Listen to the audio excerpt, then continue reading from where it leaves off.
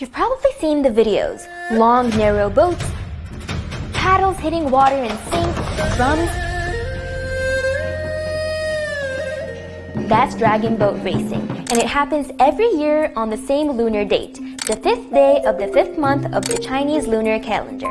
But the boats are just one part of it. There are herbs hung on the door, food wrapped in leaves, threads tied around children's wrists, and a story over 2,000 years old about a poet who gave his life in a river. Hi everyone, I'm Myrna and you're watching Unboxing China.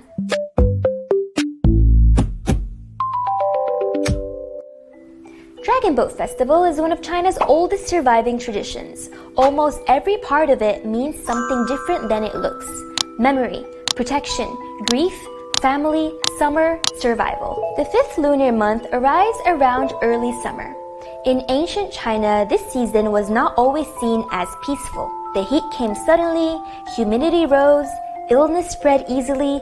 People believed this was a time where both the body and the world around them became more vulnerable. Communities developed rituals to respond. Herbs on the door, river ceremonies, offerings, protective threads for children. These customs were already there before the festival became this version most people know it today. Then, in 278 BCE, a man named Qu Yuan changed what it all meant. Qu Yuan was a poet and statesman of the Chu kingdom. When the Chu capital fell, and his warnings had gone unheeded, he went to the Niluo River and threw himself in, not only as an act of grief, but as an act of principle, a final protest for the state he had served. People rushed out in boats to find him. They threw food into the water. They mourned. They remembered.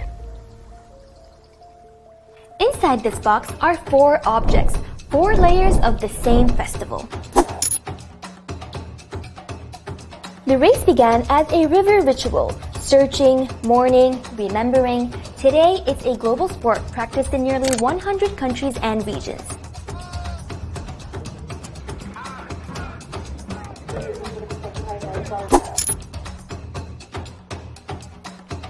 Zongzi, sticky rice wrapped in leaves, was originally linked to offerings thrown into the river for Qu Yuan.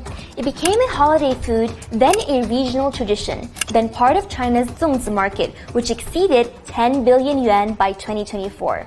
The sweet versus savory debate remains unresolved.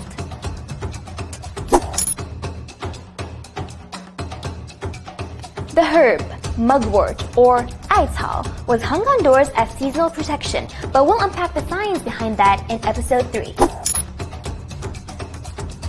The thread was tied around a child's wrist, believed to absorb illness during a dangerous season. Maybe that's why the Dragon Boat Festival never disappeared, because it was never just a holiday. A river ritual, a story of loyalty, a family meal, a blessing for children, a global race.